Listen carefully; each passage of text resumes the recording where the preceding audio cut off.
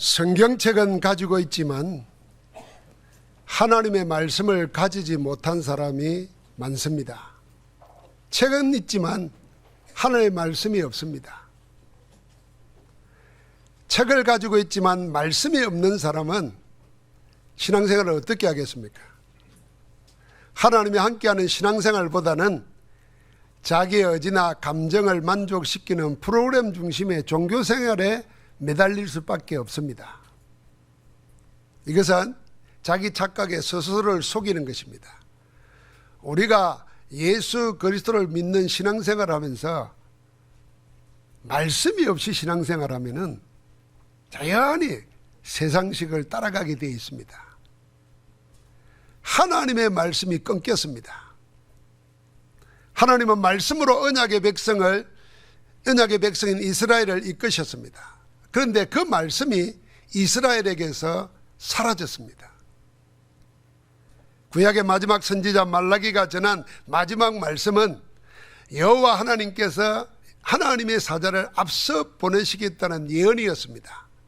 말라기 3장 1절에 보니까 만군의 여호와가 이르노라 보라 내가 내 사자를 보내리니 그가 내 앞에서 길을 준비할 것이요 또 너희가 구하는 바 주가 갑자기 그의 성전에 임하시리니 곧 너희가 사모하는 바 언약의 사자가 임하실 것이라. 이 예언의 말씀 이후에 무려 400년이나 하나님의 말씀이 이스라엘에게서 사라졌습니다. 살아있는 하나님의 말씀이 언약의 백성에게서 끊어진 것입니다. 그래서 말라기부터 세례 요한이 강야에 나타나 하나님의 말씀을 전가할 때까지 하나님의 말씀이 역사 속에서 사라진 이 400년은 이스라엘에게서 영적 암흑기였습니다. 그걸 신구약 중간시대라 그럽니다. 우리가 가지고 있는 구약과 신약 사이는 간격이 없잖아요. 책이니까.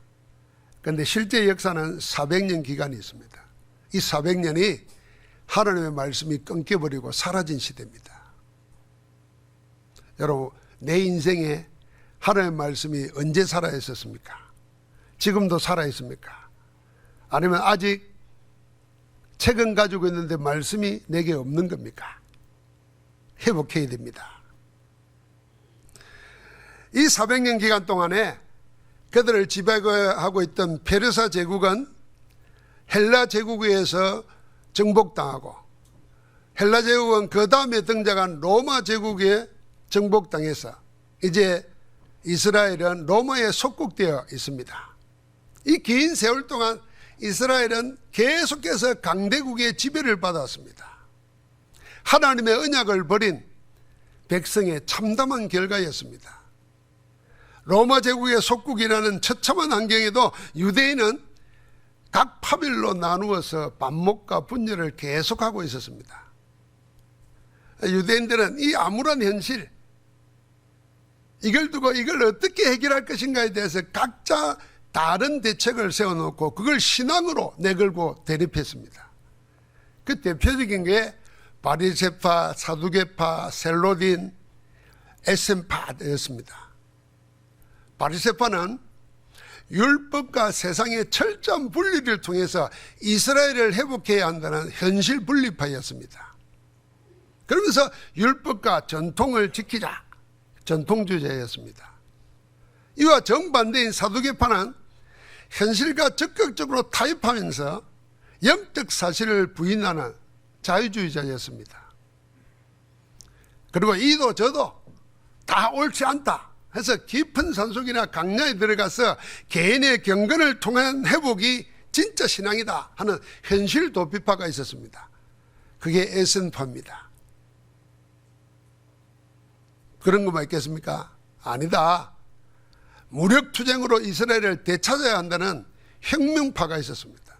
그게 셀로신입니다. 이렇게 각기 이스라엘의 고난을 해결하기 위한 대책으로 내세워가지고 이 길만이 바른 길이라고 서로 반목하고 대립합니다. 이 암울한 상황이 계속되는 동안에 이스라엘 속에 생겨난 신앙이 하나 있습니다. 그게 뭐냐면은 누가 언제 이 암울하고 참담한 현실을 뒤집어서 우리를 해방시키고 이제는 보라는 듯이 온 세상을 지배하는 민족으로 우리를 세워줄 건가 하는 메시아, 정치적인 메시아를 고대하고 있었습니다. 사람이 너무 어렵다 보면 그리 됩니다.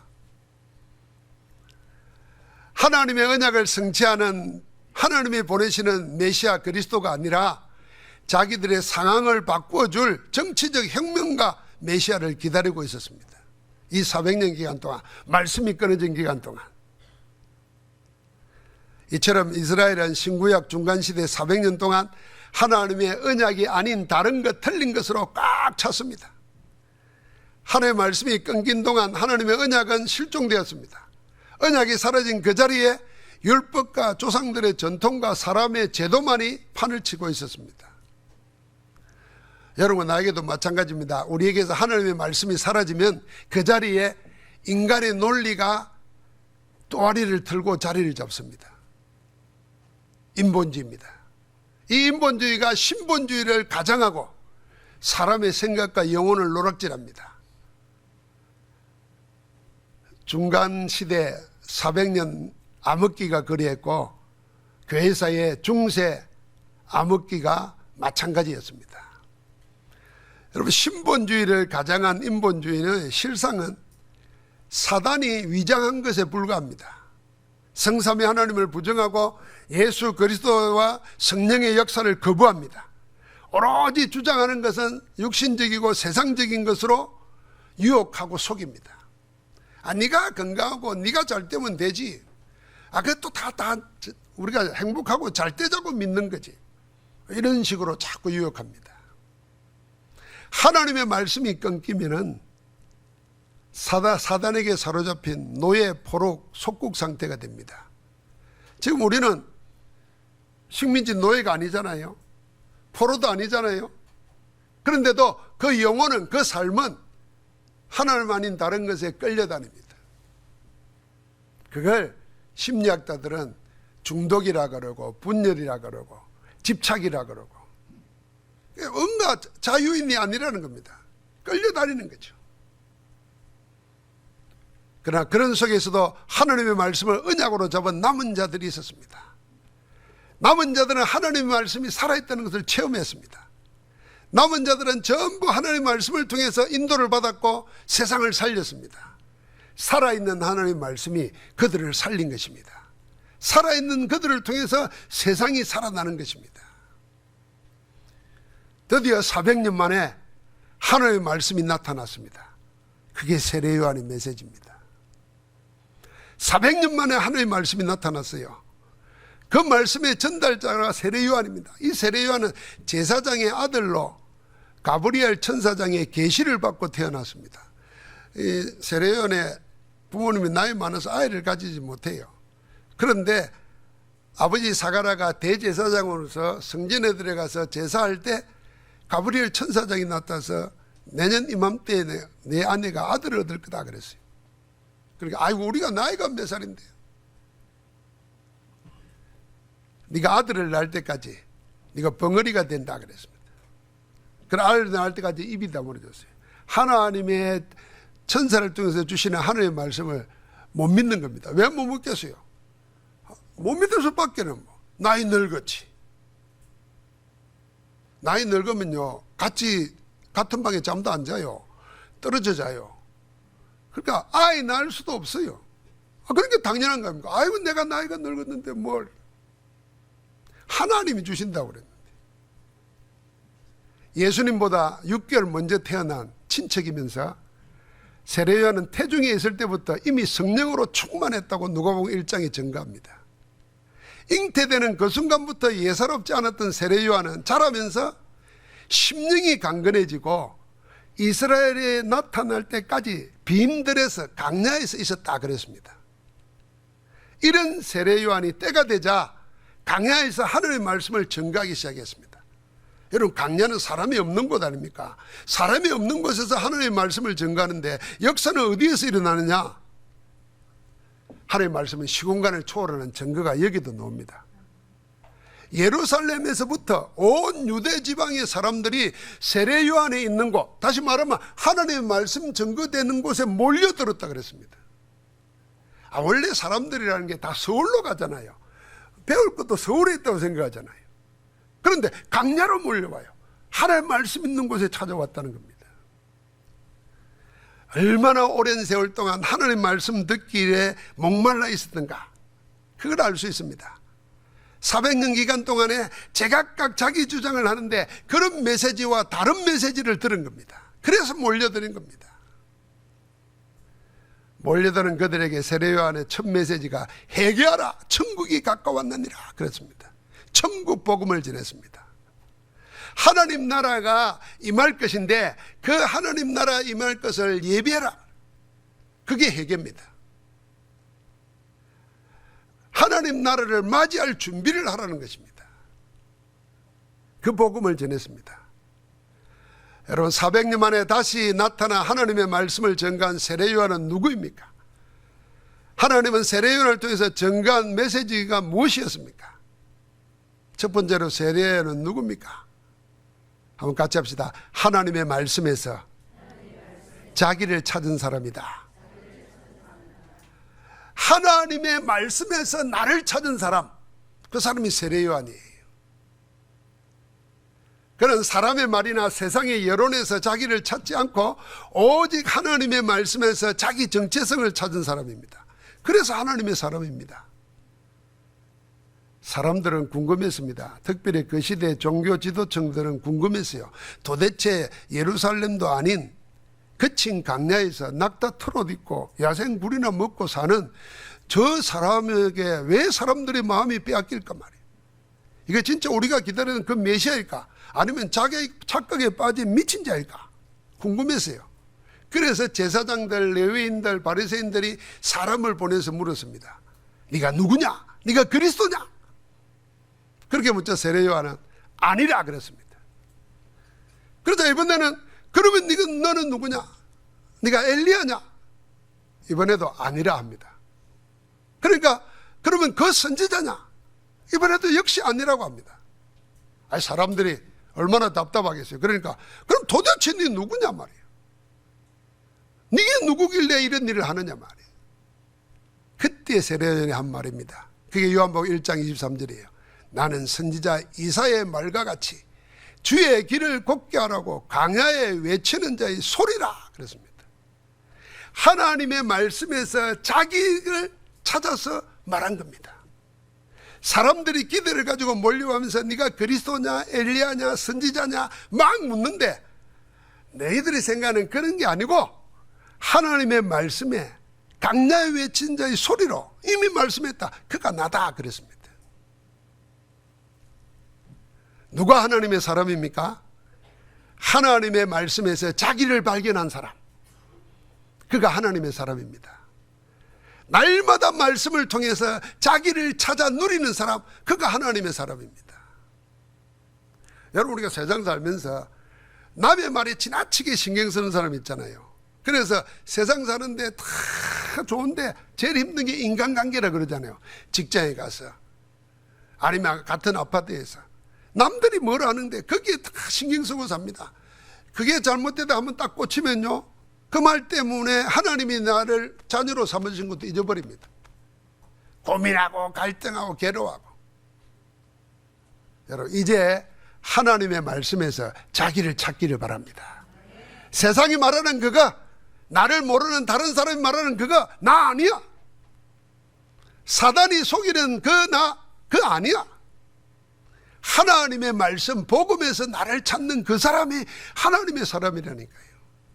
그 말씀에서 지금 나와 함께하는 성삼위 하나님을 만나고 기도로 교제하고 그분 안에서 위로부터는 능력을 힘입는 것입니다. 하나님의 사람은. 그래서 하나님의 사람은 그 힘으로 하나님 나라의 비밀을 누리면서 세상을 살립니다. 현대인들은 워낙 바쁜 일상이기 때문에 자기를 잃고 삽니다. 잊어버리는 정도가 아니라 자기를 잃어버렸어요. 자기가 누구인지 모르고 삽니다. 그래서 혼자 있을 때는요, 제정신 들어오면요, 이게 뭐지?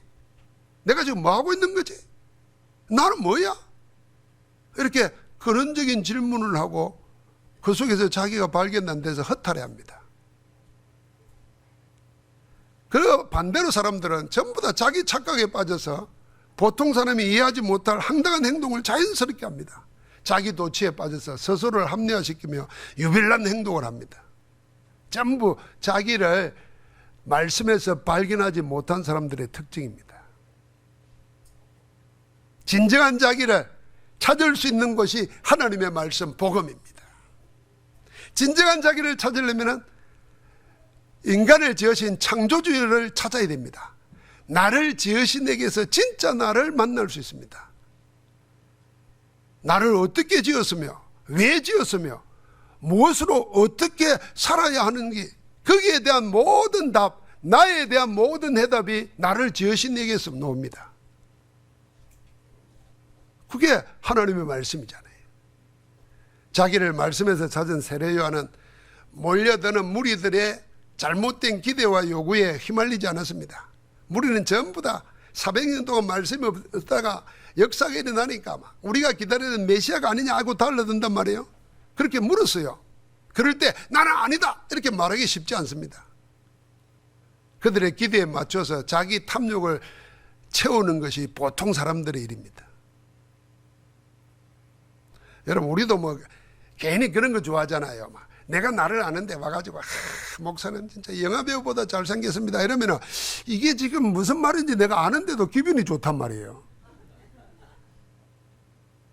이걸 한 번도 어쩌다 들었는데 만나는 사람마다 그 말하면 내가 진짜 착각하는 거지. 그래 내가 때를 잘못 만나가지고 영화배우가 안 된 거지. 이래두고 있으면 나는 멍청한 놈이잖아요. 사람들이 다 그렇게 하는 게 속습니다. 또 세상은 그렇게 해야 처세술을 잘하고 그렇게 해야 세상에서 성공한다 생각합니다. 우리가 남의 잘못을 지적해가지고 단점을 지적해가지고 막 비웃상할 일도 없지만은 남에게 아닌 말을 듣고 내가 기분 좋아가지고 나를 놓쳐버려도 세상 승리하지 못합니다. 여러분 세례 요한은 그래서 달랐던 겁니다. 하나님 말씀에서 자기가 누군지를 알았던 거예요. 이런 세례 요한을 두고 예수님이 나중에 뭐라 그랬냐면요, 세상에서 여자가 낳은 자 중에 가장 큰 자가 세례 요한이라 그랬습니다. 그래서 말씀에서 자기를 찾은 자는 가장 큰 자입니다. 말씀에서 나를 찾아야 돼요. 그래서 여러분 나는 하나님의 자녀예요. 예수 그리스도 영접한 자는 하나님께로부터 태어난 자입니다. 누구의 멧돼손 중요한 게 아니에요. 하나님의 자녀예요. 언약의 자녀예요. 하나님이 함께하는 전도자요, 응답자요, 예배자인 줄 믿습니다. 두 번째로 세례 요한이 전가한 하나님의 말씀이 뭐였습니까? 오늘 우리 읽은 본문에 보면은 한 세 가지 나옵니다. 가장 먼저는요, 예수님을 세상 죄를 지고 가는 하나님의 어린 양이라고 전개했습니다. 여러분 어린 양이 무슨 뜻인지 알잖아요. 우리는 바로 유월절 어린 양을 말하는 겁니다. 출애굽할 당시에 죽음의 재앙이 온 애굽에 들어닥쳤을 때에 피 흘려 죽은 어린 양의 피를 문술주에 바른 데는 죽음의 재앙이 들어오지 못했습니다. 죽음을 이기게 만드는, 사망의 근세를 이기게 만드는 어린 양의 피, 누구죠? 예수 그리스도입니다. 나의 죄뿐만 아니라 우리의 죄뿐만 아니라 모든 인류의 죄를 대신하기 위해서 죽임을 당할 어린 양 예수 그리스도를 전가한 겁니다. 얼마나 위대한 말입니까? 자기들에게 세례 요한에게 사람들이 몰려들었어요. 그럴 때 예수님이 세례받으러 올 때 탁 가르치면서 보라 세상 죄를 지고 가는 하나님의 어린 양이로다. 아 얼마나 멋집니까? 여러분 한번 집에 가서 혼자서 한번 해보십시오. 사람들 다 자기를 주목하는데 여기를 탁 말하는 겁니다. 하나님이 얼마나 기뻐했겠어요. 우리는 여기를 끌어다가 나를 가르치려고 그러는데. 다음으로 세례 요한은 자기보다 6개월 뒤에 태어난 주님을 보고 내 뒤에 오는 그가 나보다 앞선 것은 그가 나보다 먼저 계심이라 그랬습니다. 이 말이 신학적으로 너무 고차원적인 그리스도를 전가하는 메시지입니다. 우리는 전부 다 지원받은 존재잖아요. 그러니까 나보다 먼저 계신다는 말은 지원받은 이가 아니라 이미 존재하고 계신 분이라는 겁니다. 이걸 신학적으로 말해서 그리스도의 선재성이라고 합니다. 모든 것보다 먼저 계시니, 이 말은 무슨 말입니까? 지원받은 자가 아니라 모든 것을 지으신 하나님이라는 것입니다. 예수 그리스도를 자기에게 세례받으러 오는데도 하나님의 어린 양으로 받고 나보다 먼저 계신다는 하나님이시라는 것을 발견한 겁니다. 마지막 세례 요한은 예수 그리스도를 뭐라 그랬습니까? 성령으로 세례를 베푸실 분이라 말씀하시고 하나님의 아들이라 증거했습니다. 그래서 자기는 그 주님의 신발끈 풀기도 감당치 못할 자라 했습니다. 세례 요한은 한마디로 예수님이 누구냐? 예수님은 그리스도라 증거한 겁니다. 그리스도가 무슨 말이냐? 인간의 근본 문제, 하나님 떠나가지고 사단의 종이 됐어요. 죄와 사망의 법, 운명에 잡혔어요. 그래서 오는 것은 저주, 재앙, 죽음, 멸망, 지옥뿐인데 이 근본 문제를 단번에 영원히 해결하는 이름, 그리스도로 오신 분이 이 예수님이다. 할렐루야. 그분이 지금 어디에 계세요? 우리 안에, 우리와 함께 영원히 함께 하시는 줄 믿습니다. 예수님은 그리스도이시고 그분이 오심으로 하나님 나라가 가까웠다고 증거한 겁니다. 400년 만에 하나님의 말씀이 나타났습니다. 하나님은 세례 요한을 통해서 그 말씀을 증거했습니다. 여러분, 하나님의 말씀이 없는 사람의 문제는 심각합니다. 한마디로 말하면 재앙입니다. 불신자는 말할 것도 없고 세상은 교회 안에서 성경책을 가지고 있는데 하나님의 말씀이 없는 사람은 재앙이라니까요. 말씀이 없다는 말은 복음이 없다는 말이잖아요. 복음이 없다는 말은 생명이 없다는 말입니다. 생명이 없다는 말은 힘이 없다는 말입니다. 하나님 주시는 힘이 없다는 말입니다. 그러니까 하나님이 주시는 힘이 없는 사람은 세상 살아갈 능력이 없습니다. 무능하다는 것입니다. 무능한 자의 삶이 뭐겠습니까? 쏟아부어도 되는 게 없는 겁니다. 이걸 끊어버려야 됩니다. 말씀이 끊겨진 시대, 말씀이 사라진 나에게 하나님의 말씀이 예수 그리스도의 복음으로 다시 일어나기를 주의 이름으로 축복합니다. 하나님의 말씀이 끊어진 시대마다 재앙의 연속이었지 않습니까? 잘 압니다. 그러나 하나님의 말씀이 나타날 때 재앙이 그치고 생명의 역사, 하나님의 나라의 역사가 일어납니다. 이 하나님의 언약은 시대와 간격을 뛰어넘는 살아있는 하나님의 말씀 메시지입니다. 하나님의 말씀으로 하나님과 하나님의 뜻을 나타내십니다. 이렇게 하나님의 말씀을 통해서 하나님의 절대 언약을 발견한 사람을 보고 전도자라고 하는 겁니다. 그래서 하나님은 디도서 1장 3절에 이렇게 말했어요. 자기 때에 자기 말씀을 전도로 나타내셨으니. 이 전도는 우리 구주 하나님이 명하신 대로 내게 맡기신 것이라. 사도 바울이 제자에게 하는 말입니다. 하나님이 자기 때에 자기 말씀을 전도로 나타내셨다는 거예요. 여러분, 그래서 여러분 스스로 오늘 말씀 붙잡고 묵상하며 기도할 때 자기 때, 하나님이 정한 때에 하늘의 말씀을 내게 나타내신다. 내게 나타내시도록, 그게 내가 전도자의 축복받는 겁니다. 내게 지금 전도 역사가 일어나는 거예요. 말씀 성취가 일어나는 겁니다. 하나님의 남은 자에게 이 복음을 맡겼습니다. 복음의 말씀은 지금도 살아 역사하는 하나님의 생명입니다. 재앙과 저주에서 믿는 자를 구원하는 하나님의 능력이고 세상을 이기며 살게 하는 하나님의 지혜입니다. 성삼위 하나님이 여러분과 나에게 이 그리스도의 복음을 맡겼습니다. 우리는 이 하나님의 말씀을 언약으로 이어주는 복음의 계주자입니다. 400m, 800m 계주하잖아요. 바통 이어주는 것처럼 우리가 WRC를 통해서 렘넌트 리더 수련을 통해서 우리가 여름 수련을 통해서 계속 이것을 새가족들에게, 렘넌트들에게, 세상으로 이어주는 언약의 계주자라는 거예요. 바울이 현장의 제자에게서 제자를 통해서 다시 제자에게로 이어진 하나님의 복음이 시대를 이어가면서 여러분과 나에게까지 전해진 겁니다. 이게요, 기적 중의 기적입니다. 여러분과 나에게까지 이 복음이 증거된 거예요. 그래서 우리는 하나님의 언약의 여정을 같이 하는 복음의 계승자입니다. 우리에게 전달된 이 복음을 237 나라 5천 종족 다음 세대에 이어줘야 될 언약의 계주자로 지금 언약의 여정을 달려가는 겁니다. 사랑하는 성도 여러분, 하나님의 말씀이 끊긴 시대가 되었습니다. 책은 가지고 있지만 말씀이 없는 시대입니다. 온갖 질병과 영적 문제가 홍수처럼 범람하는 재앙시대가 도래했습니다. 다른 것으로는 밀려오는 영적 재앙을 막을 수가 없습니다. 인간의 것으로는, 인간의 사고에서 나온 것으로는 재앙을 더할 뿐입니다. 오직 하나님과 하나님의 말씀이라야 세상의 재앙을 막을 수 있습니다.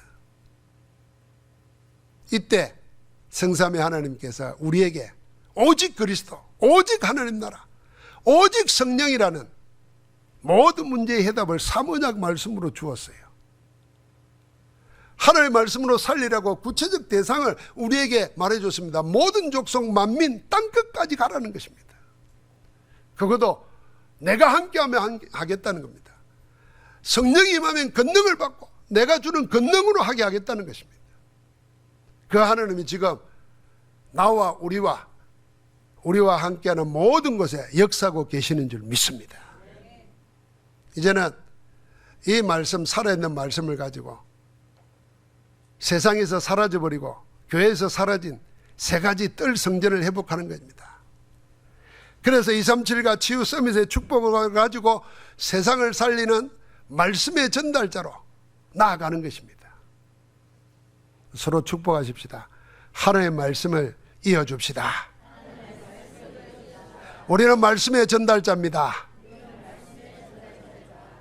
예수 그리스도 이름으로 이번 주간도 말씀이 성취되는 축복 한가운데 있기를 주의 이름으로 축원합니다. 하나님 감사합니다. 말씀이 끊긴 재앙시대에 400년 만에 말씀으로 나타나신 주님께서 오늘 우리에게 역사하고 계시니 감사합니다. 우리가 하나님의 말씀을 회복하고 말씀의 전달자로 나아갈 수 있도록 오늘 성령으로 하나님의 말씀이 음성을 들려지는 축복을 누리게 하옵소서. 우리 안에 살아있는 말씀이 체험되어져서 그 능력으로 자신과 세상과 온 문제를 이기고 주의 나라를 보게 하옵소서. 예수 그리스도 이름으로 기도합니다. 아멘.